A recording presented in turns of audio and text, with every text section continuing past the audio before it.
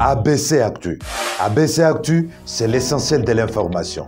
ABC Actu, c'est la politique, l'économie, le social, la culture, la religion, la science, la technologie, le développement et les divers. ABC Actu, l'essentiel de l'information pour vous, FM Prêt.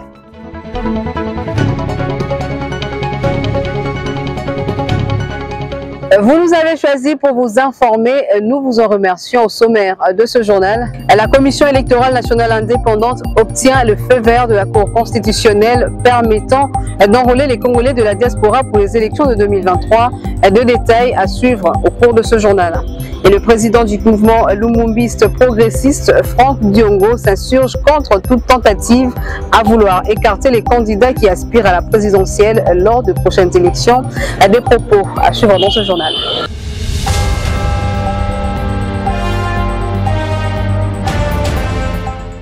Bienvenue dans cette session d'information. Obsèques de victimes de la pluie diluvienne du 12 au 13 décembre dernier. Plus de 140 compatriotes ont perdu la vie et le chef de l'État ainsi que plusieurs officiels ont assisté au culte en leur mémoire ce mardi 20 décembre avant leur enterrement qui est intervenu ce mercredi 21 décembre 2022. Accompagné de son épouse, la distinguée première dame Denise Diakerou Tshisekedi, le chef de l'État Félix-Antoine Tshisekedi a assisté au culte œcuménique célébré à l'esplanade du Palais du Peuple dans la commune de Lingwala en mémoire de 140 personnes qui ont trouvé la mort à la suite de pluies torrentielles qui se sont abattues sur la ville de Kinshasa la nuit du lundi 12 au mardi 13 décembre dernier.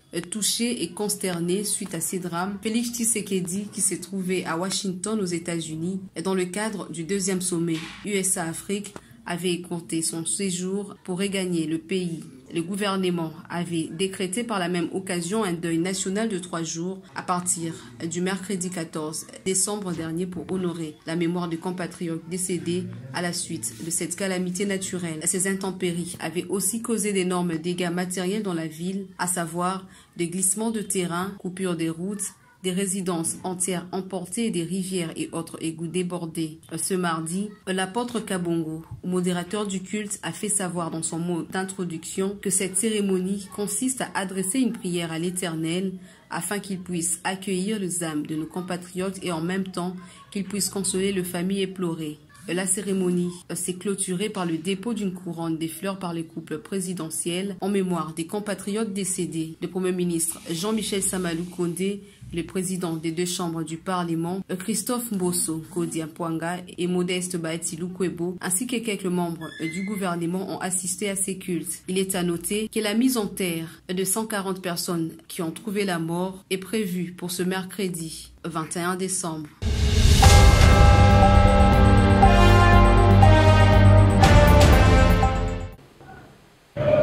Le chef du gouvernement, Jean-Michel Samalou Kondé, a visité la centrale électorale ce mardi pour se rassurer du bon déroulement de préparatifs à quelques jours du début de l'enrôlement des électeurs.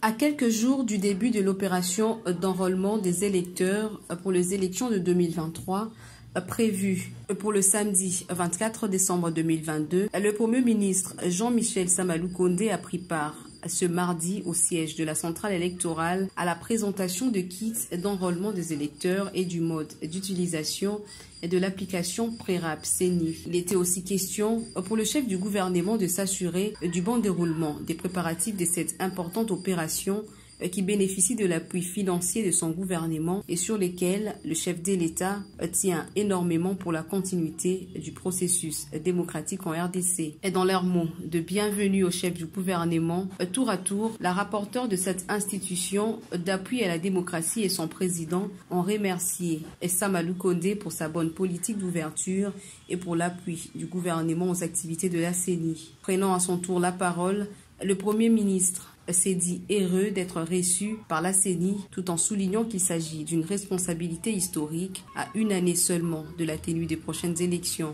Être ici présent pour affirmer un principe que nous avons voulu de collaboration, un principe dit de mutualisation. Mutualisation qui va nous amener vers la constitution du fichier d'identification de la population, fichier qui sera d'ailleurs géré par l'ONIP, qui est l'Office national d'identification de la population. Et nous avons la particularité d'être avec le directeur général de cette institution ici.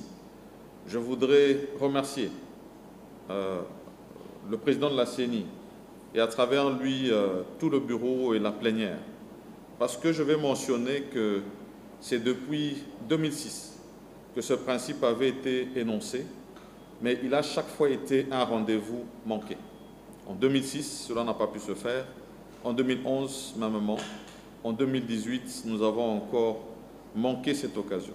Et donc, ici, ce choix historique d'avoir une collaboration affichée pour qu'on puisse, cette fois-ci, y arriver.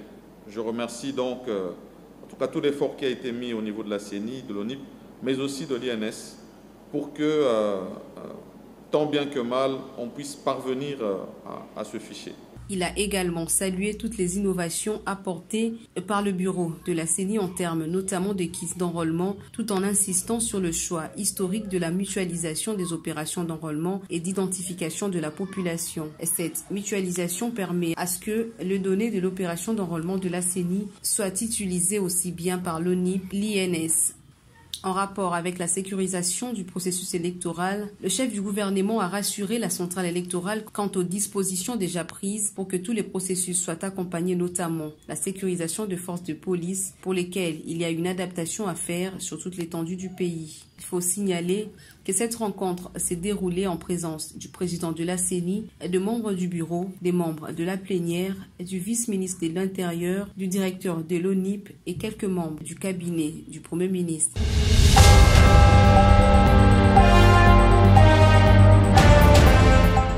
Toujours dans le chapitre des élections, ayant saisi la Cour constitutionnelle pour l'interprétation de l'article 5, alinéa 5 de la Constitution, la Haute Cour donne feu vert à la CENI d'enrôler le Congolais de la diaspora.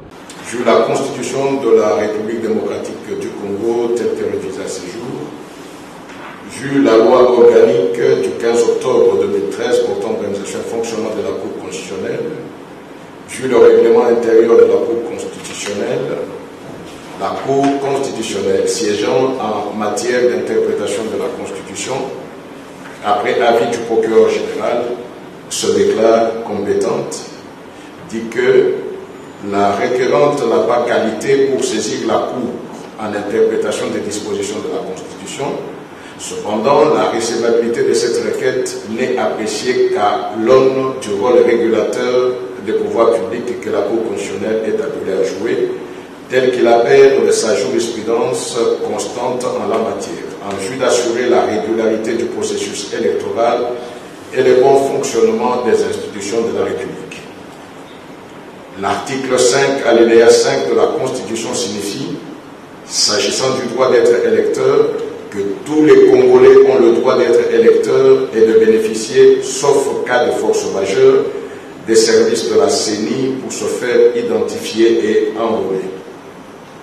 Constate l'impossibilité pour la CENI d'organiser, durant le processus électoral en cours, les opérations d'identification et d'enrôlement des Congolais résidant à l'étranger dans 66 pays où la République démocratique du Congo a des représentations diplomatiques. Dit que la CENI peut organiser les opérations d'identification et d'enrôlement des Congolais résidant à l'étranger uniquement dans les 5 pays pilotes sélectionnés, en l'occurrence l'Afrique du Sud, la Belgique, le Canada, les États-Unis d'Amérique et la France. Ordonne au gouvernement de mettre tous les moyens à la disposition de la CENI afin que cette dernière procède à l'identification et l'enrôlement de tous les Congolais résidant à l'étranger pour les cycles électoraux à venir, en commençant par le tout prochain. Ordonne à la CENI d'étudier dans les meilleurs délais les modalités d'inscrire tout dans ses prévisions techniques, l'enrôlement régulier de tous les Congolais, y compris ceux vivant à l'étranger, en commençant par le tout prochain cycle électoral.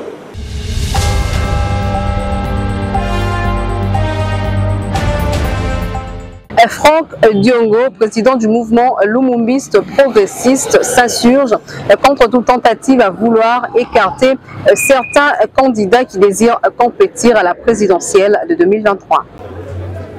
Eza distraction. Moïse Katumbi, Aza Congolais, ce n'est pas parce que Nazan Asej appartient à eux. Aza qui gouvernait Namboko. J'ai eu le privilège, il y a aucun de tina village na maman nae. Na Kashobwe. Na Kashobwe. J'ai également le privilège, il y a Kosolana, ba prêtre, ba sango, na tout n'a pas monseigneur, na tout n'a pas chef coutumier. Na rien que découvrir qu'on a que maman Moïse, contrairement à Négezo Obama, est de la famille royale. Ba koko na bango nyonso, baza na cimetière na bango, bakunda plusieurs générations. Mais il faut que tout nat. Tante na Azawati. Honorable Moulongo. Princesse. Alors tu na de quoi maman na ba na femme na maman na. Honorable Vano Kiboko. Famille à maman na. Pas n'est pas distraction. Hein? Mais alors ça c'est un, de deux. Comment tant que tu as un rassemblement, na papa Tshisekedi azaki étranger té. Tshisekedi a béni Katumbi, c'est qu'il n'a jamais béni un homme politique. Tshisekedi le père. Etienne Tshisekedi. Alors, Mbato nous moutons en Peter et sa distraction. Bazo ndima mouton na bangote. Bazo mona. Donc, Mamboana Izali ba distraction. Il faut laisser. Oyebi avec papa Tshisekedi. Le Kolangai, combattant de la liberté et la démocratie, il faut laisser tout le monde être candidat et que le peuple tranche.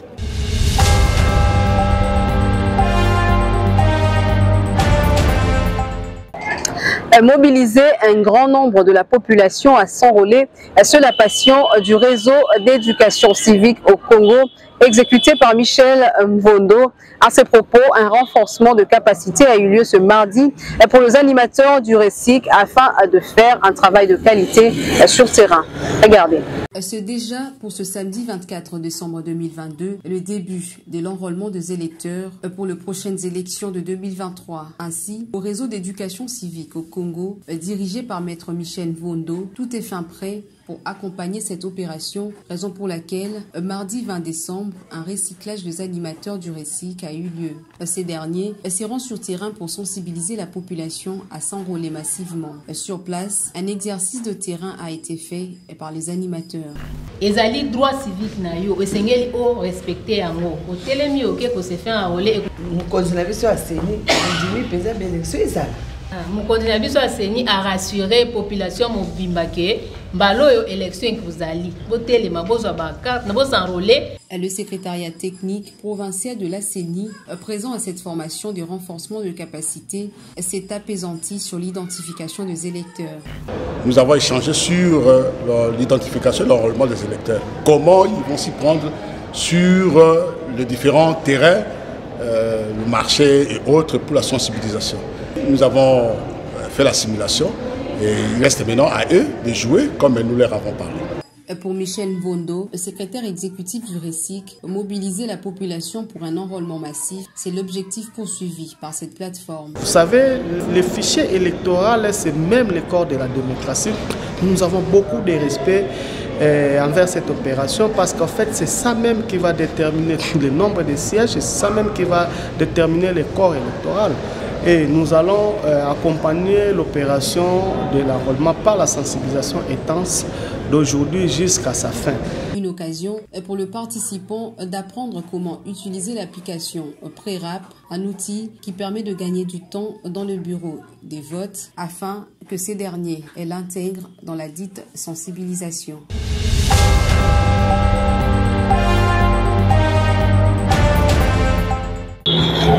Passons à autre chose à présent. Djougou, jadis épicentre des hostilités, retrouve son calme légendaire. Ceci s'explique par le retour de déplacés, ouverture de marché et les activités socio-économiques ainsi que la libre circulation de personnes et leurs biens.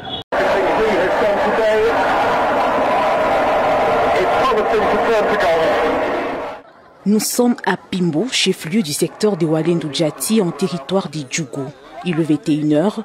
Contre toute attente, Mama Atieni et plusieurs autres personnes sont encore au marché, vaquant librement leurs occupations dans ces centres, l'un des plus insécurisés avant l'instauration de l'état de siège.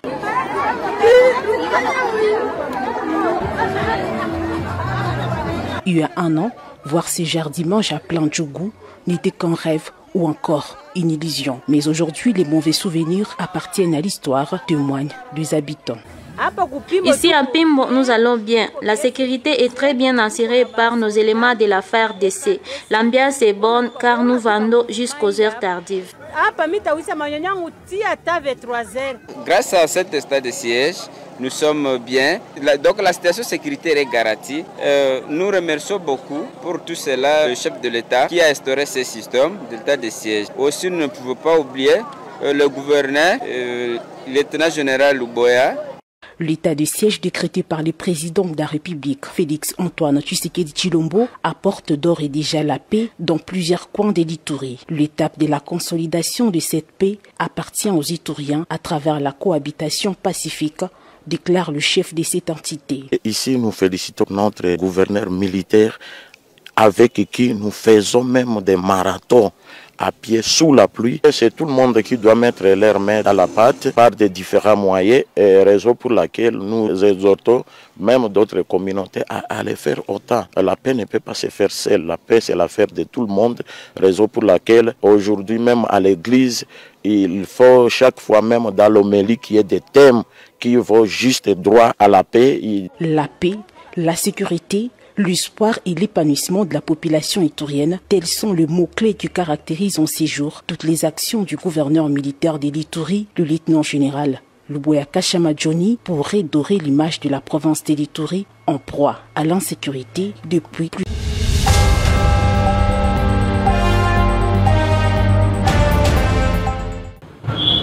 Direction Léo Katanga, où la ville de Lubumbashi abrite depuis mardi 20 décembre les assises de la première convention des ensembles pour la République de Moïse Katumbi Chapwe, candidat président et qui a claqué la porte de l'Union sacrée. Urbain Kabeï nous fait revivre cet événement.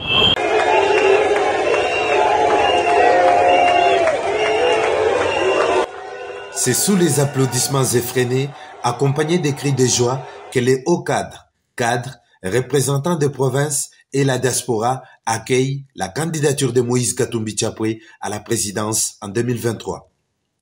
C'était ce mardi 20 décembre 2022 au chapiteau des Ensembles pour la République à Golfina. Nous sommes dans la commune de Lubumbashi lors de son discours d'ouverture de la première convention de son parti.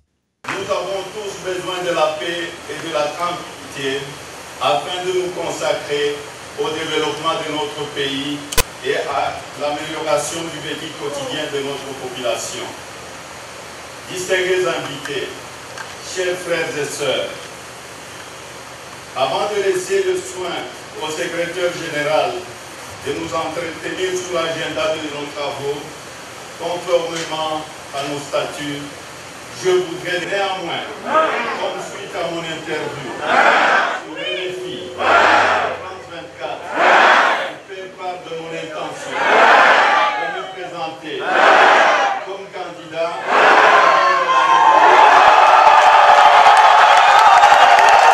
L'Éternel nous a donné un pays merveilleux. Oui, je vais faire bon vivre. Mais suite à nos propres turpitudes, à notre égoïsme et à notre cupidité, nous en avons fait un enfer sur terre. Je vous prie de vous impliquer totalement dans les travaux et vous souhaite à vous et à tous ceux qui vous sont chers une bonne et heureuse année 2023. Et en ce 20 décembre, date de la 3e année d'existence de notre parti, un joyeux anniversaire à tous. sur ce, je déclare ouverte la convention de notre parti. Bien avant, c'est le secrétaire général, honorable Dieudonné Bolenguetenge Balea, qui a prononcé le mot de bienvenue à toutes les délégations, aux partis amis, partenaires et invités tels que Jean-Claude Muyambo, Franck Djongo et les autres. Honorable sénatrice Sona Kamitatu, très contente de cette annonce. Nous sommes très contents, très satisfaits du fait que notre président national aujourd'hui se présente comme président de la République. Il a une vision que nous partageons tous et nous espérons qu'avec lui, nous aurons un Congo meilleur. Même son de cloche chez l'honorable Gassin Iratien de Saint-Nicolas, Elie Delitouri. C'est une victoire certaine, c'est l'homme qu'il faut à la place qu'il faut. On a travaillé plusieurs années, plusieurs générations au Congo, mais on n'a pas pu faire des succès, on n'a pas pu réussir des sorties. Cette fois-là, on a l'homme qu'il faut et avec lui, nous allons bâtir le Congo meilleur. Le Grand Kivu a aussi accueilli la position de Moïse Katumbi Chapwe avec grande joie. Les sentiments sont vraiment ceux d'extrême joie parce que c'est l'annonce que nous attendions de tous. Chacun de nous de savoir. Parce que c'est le but de cet homme, comme il a déclaré, il a raison. Nous sommes engagés dans cette histoire. La diaspora n'est pas restée aussi silencieuse. Madame Kat, Paulin Donkakim et Madame Karine Gang. Nous avons fait longtemps des cauchemars, maintenant nous passons des nuits paisibles parce que nous savons que notre président c'est un homme dynamique, un travailleur qui va relever notre pays. Je suis très content parce que l'objectif d'un parti politique sur le plan démocratique est d'accéder au pouvoir par la voie légale. D'abord, je suis très contente de savoir qu'il sera candidat présidentiel pour 2023 et il veut développer le Congo avec la femme.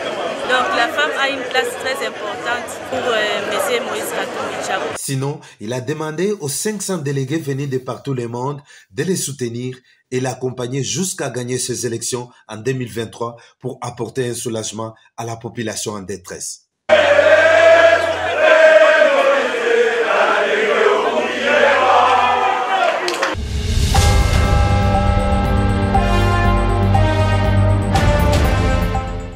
Junior Ilunga Makabu contre Noël Mikaelian sera l'affiche du combat de boxe entre ces deux champions WBC qui se tiendra au mois de janvier 2023 à Miami. Ilunga Makabu qui remet son titre en jeu pour la 3e fois depuis sa conquête. Tout savoir sur les performances du boxeur congolais et son adversaire sur cet élément signé Efranzila. Le boxeur congolais Junior Ilunga Makabu remettra en jeu son titre de champion du monde WBC le samedi 21 janvier 2023 au casino JJ de Miami, confirme le promoteur de ces temples de boxe Don King, qui par ailleurs qualifie ses combats d'être un choc des champions car face à Ilunga Makabu, ce sera l'Allemand Noël Mikaelian, champion du monde WBC Sylvester, qui compte 26 victoires, 11 par KO, 15 par décision arbitrale et 2 défaites. Ilunga Makabu défendra à son titre un an après l'avoir conservé, toujours aux États-Unis, le 29 janvier de cette année en cours. Ces titres qu'il détient depuis le 31 janvier 2020 en Afrique du Sud a été aussi défendu par les boxeurs congolais à Kinshasa le 19 décembre 2020. Il faudrait signaler que Ilunga Makabu est dans une série de 10 victoires consécutives.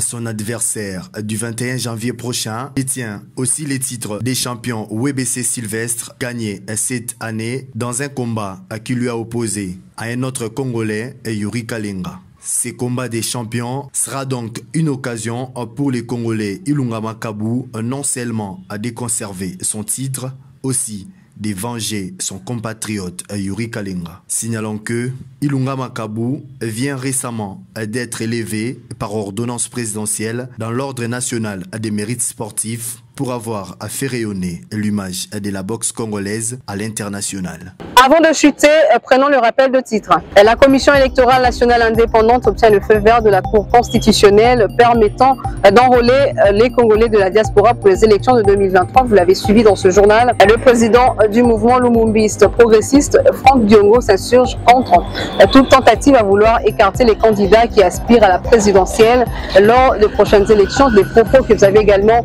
écoutés dans cette session d'information. Nous vous remercions de votre attention et ABC Actu, c'est l'essentiel de l'information.